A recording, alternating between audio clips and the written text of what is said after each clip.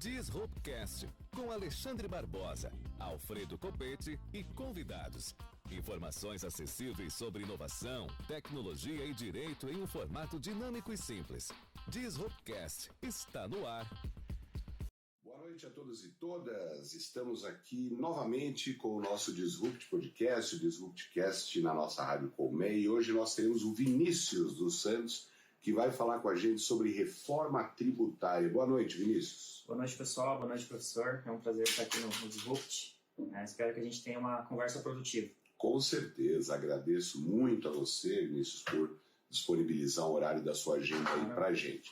O professor Alfredo está em viagem, mandou um abraço para você. Um abraço, professor. Eu queria que você desse um toque aí para os nossos ouvintes, desse uma luz sobre o que vai ser essa reforma tributária. É muita coisa, são muitos assuntos, mas dá uma panorâmica para a gente, Vinícius. Fala mais ou menos como é que vai ser, o que vai mudar na vida do cidadão, na vida das pessoas com essa reforma. Sim, então eu até fiz umas anotações aqui, porque realmente é bastante informação, são muitas mudanças, e é um assunto que está na boca do povo. Todo mundo comenta da reforma tributária, porque impacta diretamente na vida da população, tanto no consumo, nos serviços, todas as situações envolvendo aí o pagamento de tributos. Na verdade, a reforma tributária, na verdade, é uma PEC, uma proposta de emenda constitucional, uma discussão lá que está tramitando no Congresso desde 2019, É a PEC 45 de 2019, proposta pelo deputado Baleia Rossi, inicialmente, que já foi mudada para esse panorama que está agora. Foi retomada agora essa discussão, no final do ano passado, para esse ano, para levar à aprovação dessa reforma. Basicamente assim, inicialmente eles previram a substituição de 5 impostos, do ICMS, do ISS, do PIS, do COFINS e do IPI, para um imposto só, que seria o IVA federal. O IVA. Mas essa substituição para um único imposto, ela causou muito temor a estados e municípios em razão até da perda de arrecadação, porque a gente sabe que hoje o ICMS é a principal fonte de arrecadação para os estados, o ISS é a principal fonte de arrecadação para os municípios, então houve essa preocupação. Então, com mudanças ali no anteprojeto, eles construíram a substituição desses 5 impostos em 3 impostos, até eu vou ler aqui que são bastante informação.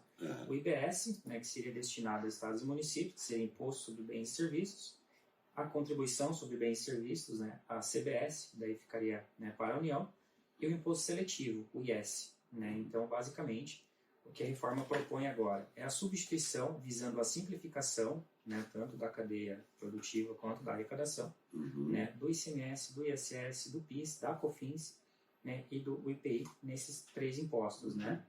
Então, seria criado então, um comitê gestor pela União Federal, com participação de representantes dos 27 estados e dos municípios, nesse sistema desse comitê gestor, como hoje funciona até o Simples Nacional, tem representando os estados dentro do comitê, para a fiscalização, arrecadação e destinação desses recursos a depender da proporção para cada estado e cada município. Inicialmente, assim, todo mundo fala, mas vai aumentar, a gente vê discussões, vai aumentar o serviço, vai aumentar a cesta básica, Já no projeto da emenda constitucional, já tem algumas previsões aí de isenção, tanto para a cesta básica, vai ter a isenção para produtos de cesta básica e uma espécie de cashback, Só que, como isso vai funcionar, a gente, pelo projeto, não tem como saber. Vai para a lei complementar. Vai tudo para a reserva de lei complementar depois da aprovação, depois da entrada em vigor da reforma, que a gente vai começar a discutir esses pormenores, Inclusive a alíquota, Hoje, no projeto de emenda constitucional, não existe previsão dessa alíquota. A alíquota, para o nosso público entender, é aquela porcentagem. Que a gente paga, exatamente. Comparando com países assim do mesmo patamar do Brasil, pelo mundo, todo mundo está estimando uma alíquota ali de 25%, desses impostos aí. E o imposto de renda, ele se mantém, muda, ele sai? O que acontece com o imposto de renda? Que é um imposto que diretamente impacta. O imposto de renda ele não está dentro desse projeto, dessa emenda constitucional. né, dentro desse projeto, né, dessa reforma tributária. Então, como eu falei, está o ICMS, né, que é o Imposto sobre Circulação de Mercadorias e Serviços, né, que é o que a gente paga aí, né, qualquer compra que a gente realiza. O ISS, que é o Imposto sobre Serviço, né, incide, né, sobre os serviços prestados dentro do município. Né, o PIS e a COFINS, que são duas contribuições, né, geridas ali, né, de competência do governo federal, né, que incidem, né, sobre o faturamento das empresas. E o IPI, né, que é o Imposto de Produtos Industrializados ali, né, que a indústria ou o importador pagam, né, antes de circular essa mercadoria. A substituição desses 5 impostos, né, no CBS, no IBS e no IS, né, que seria o imposto seletivo, a contribuição de bens e serviços e o imposto, né, sobre bens e serviços. Além, né, desses 5 impostos, vai ter a previsão ali o IPVA, né, ele vai passar a incidir não só sobre veículos automotores terrestres, mas também aquáticos e aéreos, né, e o ITCMD, né, alíquota hoje, ITCMD é um imposto sobre doação, né, transmissão causa-mortes, né, heranças, doações, enfim, né, competência do Estado. Esse imposto ele vai passar a ser progressivo, né, como funciona ali como funciona com o imposto de renda, como funciona sobre o ganho de capital. Então, quanto maior, né, a doação, quanto maior a herança, maior a alíquota, né, do ITCMD. E ele vai abranger também heranças no exterior. Não tem previsão nesse projeto do imposto de renda. Né? O imposto de renda geralmente vem fazendo micro-reformas a cada ano. Né? O imposto de renda, ali, para facilitar a vida da população, a gente teria que, basicamente, aumentar o limite de isenção. Né? E você fala que o imposto de renda não entra na reforma. Quais outros impostos? Existe algum outro tributo que também não vai entrar na reforma? Sim, o IPTU, né? O ITR. Assim, então, em verdade, não é uma reforma total tributária, não é uma reforma de alguns impostos. Alguns impostos, né? Eles corrigiram essa questão do IPVA, né, incidir não só sobre veículos terrestres, mas também aquáticos e aéreos, né, que é uma discussão que há muito já vinha se fazendo. Também tem uma questão do IPVA, que vai ser a progressividade da alíquota. Quanto mais antigo o veículo, maior vai ser a alíquota. Né? Por que dessa situação? Para o Estado, ele precisa renovar a frota. Carros mais seguros, carros mais eficientes, menos poluentes, tanto que tem já a previsão de isenção para veículos elétricos, né? Então, que já acontece. É uma reforma, assim, que ela focou basicamente no consumo e no serviço. Né? Tanto que o projeto da reforma tributária, ele não prevê diferenciação entre produtos e serviços. O que acaba com uma discussão ferrenha que acontece até hoje, se é produto ou se é serviço. Né? Por exemplo, quem trabalha com software, você vende um produto, que é o software, ou você vende um serviço. Né? Então, sempre tem essa discussão e risco de bitributação, que às vezes o Estado entende que é produto, o município entende que é serviço, cada um vai puxar para o seu lado, cada um quer arrecadar, exatamente. Claro. Cada um vai querer cobrar e você não fica naquela incerteza. Então, essa reforma, ela focou basicamente, exclusivamente em produtos e serviços. Né? E na correção dessas questões ali, né, até como o ITCMD, né, hoje, né, a alíquota máxima é 8%, né, tem resoluções do Senado Federal, a alíquota máxima é 8%. Então, tem estados que cobram a 8%, tem estado que cobra 2%. Né? Por exemplo, o estado do Paraná hoje a alíquota é de 4%. Então, graduações e heranças aqui no estado do Paraná é 4%. Então, é só isso que a reforma corrige, né? Simplificar ali o que incide sobre o consumo, basicamente. Entendi. Né? Dizem que para diminuir a litigiosidade, favorecer o cumprimento das obrigações tributárias, diminuir o número de obrigações acessórias, né? Que hoje são inúmeras, prazos cada vez mais curtos, né?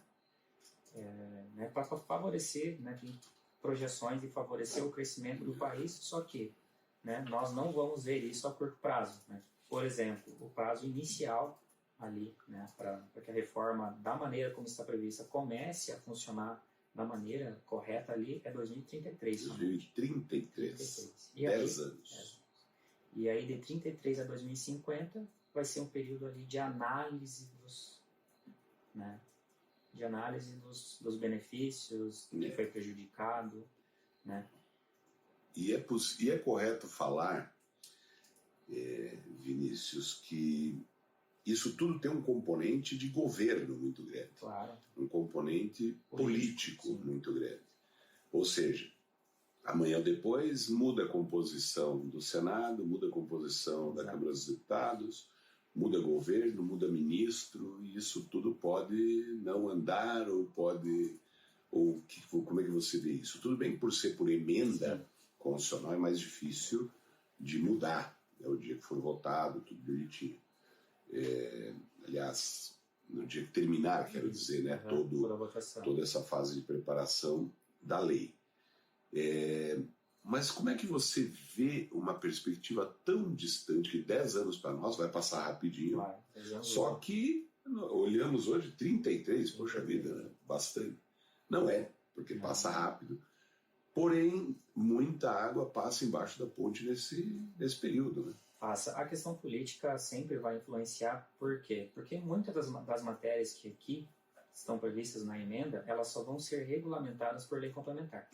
E aí entra a questão política, porque vai mudar a composição da Câmara, muda a composição do Senado, vai mudar a ideologia de governo, né, muda uma para outra, e essas questões acabam tendo mais ou menos importância. Né? Por exemplo, a questão da cesta básica, né, produtos que você vai ter uma alíquota diferenciada, produtos e serviços que você vai ter uma alíquota diferenciada precisam ser previstos por lei complementar. Sim. A emenda prevê que certos produtos e certos serviços vão ter um tratamento diferenciado. Sim. Só que vai caber, né, ao Congresso, depois, né, via lei complementar, claro, dizer o quê? Então, aí vai entrar os interesses. Né? Então, a gente tem muita água para passar embaixo dessa ponte. Né? A gente não vai ver esses benefícios, né, esses efeitos tão rapidamente. Né? E para que o nosso público possa entender bem, quando a gente fala numa emenda constitucional, nós vamos mudar a Constituição, alterando os nomes e os modos de se cobrar impostos, tributos. E lei complementar é a lei que vai efetivamente dizer os detalhes, os detalhamentos das coisas.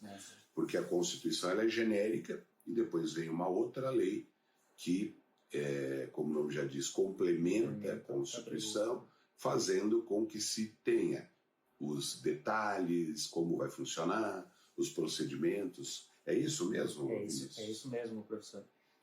Outra matéria assim, né, que vai ser, né, prevista em lei complementar, né, que é essa lei que, né, vem depois dessa alteração da Constituição Federal, dizendo como que vai funcionar esses pormenores, o que vai ser beneficiado, o que não vai. Tem a questão dos dois fundos, né, de compensação de perdas que estão previstos na PEC, né, que é o Fundo de Desenvolvimento Regional e o Fundo de Compensação de Benefícios Fiscais. É uma preocupação vigente dos estados. Né? Hoje, muitos estados concedem ali benefícios fiscais, seja de redução de base de cálculo, né, seja de diferimento de ICMS. Né? Diferimento até para o público entender, diferimento é você postergar o recolhimento. Né? Ao invés de recolher numa etapa anterior, você vai deixar para recolher lá, né, no final. Né? Então, vários benefícios fiscais que os estados concedem, né, que como o ICMS vai ser extinto, né, essa era a preocupação, desses benefícios eles iriam continuar ou não. Né? Então, dentro criou-se esse Fundo de Compensação de Benefícios Fiscais e o Fundo de Desenvolvimento Regional, né, que visa, né, manter esses benefícios e compensar essas perdas. Só que a emenda constitucional, né, ela simplesmente vai prever a existência desses fundos. Né? Como que isso vai ser regulamentado. Esses fundos vão ser temporários ou eles são para sempre? Não dá para saber. Não dá para saber, né? Porque a emenda simplesmente prevê. Depois, e de onde vem os recursos? Por lei complementar, como que a União vão ser custeados pela União, isso já está certo. Só que quais os percentuais, como, por quanto tempo, né? Em quanto tempo vão ser feitos esses aportes, como que vai ser feita essa divisão, isso tudo nós estamos ainda à mercê. Agora vejam, né, como é que são as coisas. Você faz um projeto para ter uma nova legislação e você já reconhece que alguém vai perder, e tanto reconhece que alguém vai perder, que já cria um fundo de compensação para compensar essas perdas. Ora, mas então não era muito mais fácil fazer um sistema em que não se perdesse? Exatamente. Parece que a legislação brasileira ela gosta de complicar, parece que nós gostamos de ter alguma coisa complexa e difícil, às vezes dá a impressão até que é para não ser cumprido. Exatamente. Que coisa absurda. Hoje o sistema tributário atual ele favorece o mal pagador. Né? Por que a gente diz que favorece o mal pagador? Porque o mal pagador ele sabe, né, muitas vezes ele não vai ser cobrado, né, ele vai ficar com a pendência, tudo bem, mas logo vai aparecer um refis, logo vai aparecer um parcelamento e eu vou fazer. Né? Então, se a gente não mudar essa relação entre fisco e contribuinte, né, tanto do contribuinte quanto do fisco, a simplificação, né, dessas obrigações, Sim. a gente sempre vai favorecer o mal pagador, né, e isso nunca vai diminuir, com reforma ou sem reforma. Sim. Né? Então, tem que melhorar essa gestão, tanto da parte do contribuinte quanto da parte do... E o que você, como já experiente na área, Vinícius é advogado e tem também formação em contabilidade, é isso? Então, contador e advogado. Duas incumbências, duas profissões absolutamente importantes dentro do sistema tributário. Claro. Né?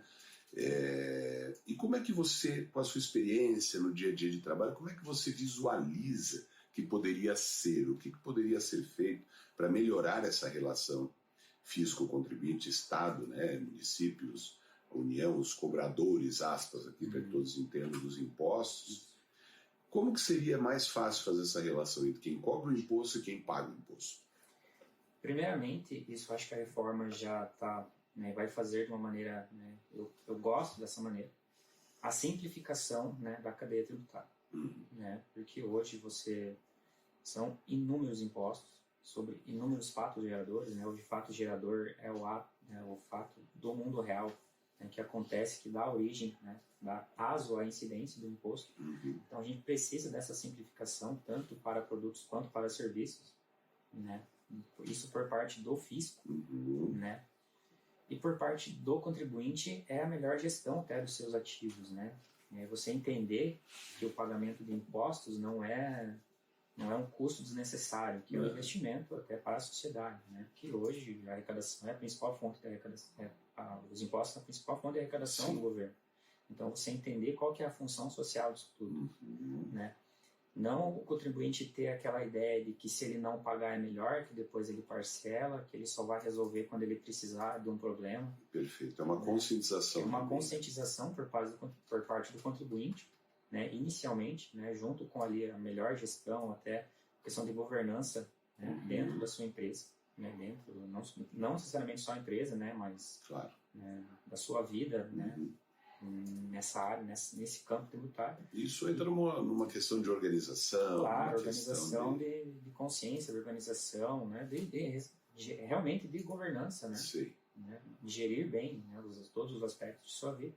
Né, como eu já falei por parte, né, do fisco, né, essa questão, essa simplificação, né, você evitar que os entes públicos evitem essa guerra fiscal, né, que existe, né, você não sabe para quem você está pagando, você não sabe quanto você está pagando, como você está pagando, né, isso gera uma litigiosidade, gera cada vez maior número de processos, né, a gente vê aí também esses processos, né, das grandes teses tributárias, isso tudo é falta às vezes de previsão por parte, né, do ente público ali, de diversas lacunas, né, então, tendo essas previsões, tendo essa reforma, tendo essa simplificação, tanto da obrigação principal e acessória, a gente tende, num médio e longo prazo, né, a diminuir essa litigiosidade, né, sobre o pagamento ou não de impostos e todas essas situações. E você tocou num ponto aqui que a gente sempre ouve falar nos noticiários e tal da guerra fiscal. Explica um pouquinho para o nosso público o que é, ou uma das espécies que a gente pode colocar como exemplo de guerra fiscal, o que você acha que pode melhorar e a nova legislação vai melhorar, por quê? Por causa de um alinhamento entre todos os estados, porque hoje guerra fiscal também tem a ver com um estado que cobra mais, outro cobra menos do ICMS, por exemplo. Exatamente. Fala um pouquinho pra gente. Um dos exemplos de guerra fiscal eu já tinha comentado anteriormente, né, que esse projeto da reforma ele não prevê diferenciação entre produtos e serviços, né, que já é uma discussão muito importante, né, porque muitas vezes um estado entende que é produto, o município entende que é serviço e ninguém sabe o que você vai pagar. Sim. Outra situação é que esse projeto da reforma ele prevê que esse imposto, né, que seria ali o IBS, né, no final, lá quando tudo, né, já estiver vigente, esse imposto ele não vai ser pago na origem da mercadoria, e sim no destino. Certo. Né, que é uma outra discussão que gera essa guerra fiscal. Se você paga na origem ou se você paga no destino, né? Muitos estados entendem, não, o produto veio para cá, paga aqui. Não, mas a circulação começou aqui. Né? Então, muitas vezes há essa bitributação. E a questão, né, até da substituição tributária, né? Que a substituição tributária é uma discussão secundária, não é só que, né, a tendência é que se acabe com a substituição tributária. Né? Até para o pessoal entender, a substituição tributária é um recolhimento antecipado do ICMS. Né? Os fiscos estaduais entenderam que era mais fácil cobrar antes de toda a cadeia, né, agregando uma margem de valor ao produto, né, como se estivesse chegando no consumidor final e recolhe-se anteriormente. Né? Então, a substituição tributária é uma situação que gera também muita guerra fiscal, porque um Estado entende que ali aquele produto é sujeito, o outro entende que não. Né? Então, né, simplificando toda a matriz ali, a gente tende a diminuir esses problemas e, consequentemente, facilitar a vida de todo mundo. Tá certo, Vinícius. E como nós já estamos chegando no final do nosso tempo, a nossa produção aqui já começa a olhar feio, né, Vini, pra gente, brincadeira. Dá aí uma mensagem final para o nosso público, o que você poderia dizer para eles? Olha, isso vai ser bom, vamos confiar ou vamos propor aí mudanças, seja de que maneira puder ser, por meio dos nossos representantes, etc. Deixa aí uma notícia final para o nosso público, meu caro. Inicialmente, até peço para a população, né, que é um tema que está, como eu já falei, está na boca do povo, o pessoal ficar tranquilo, né, que tem muita coisa ainda que vai ser discutida, que a gente não precisa criar um caos, um medo desnecessário agora, né, que a reforma ela tende a ser benéfica, né, claro, né, alguns setores vão perder, alguns setores vão ganhar, mas isso tudo a gente vai ver ao longo do tempo aí. E principalmente isso, né? Acredite, ficar tranquilo, cobrar dos nossos representantes, né? Essa participação ativa da população na política, né? Principalmente agora, que é algo que vai impactar diretamente na vida de todo mundo. É importante que a gente cobre, que a gente participe, que a gente esteja atento, né, aos noticiários, essas questões, não só da reforma, mas, né, de uma maneira geral, né, para que a gente não saia prejudicado, né? Tá certo. Então, Vinícius, olha, muito obrigado. Muito obrigado pelo bate-papo aqui, obrigado pelas informações, acho que absolutamente úteis para que todos possam compreender um pouquinho daquilo que a gente vai viver em termos de impostos no Brasil. Muito obrigado, viu? Eu que agradeço. Boa noite. Amigas e amigos, então encerramos hoje mais um Disruptcast. Boa noite e até terça que vem, às 21h30, aqui na Rádio Colmeia, também no YouTube e em outros lugares nós estaremos. Muito obrigado, minha gente. Um abraço, boa noite. Tchau, tchau.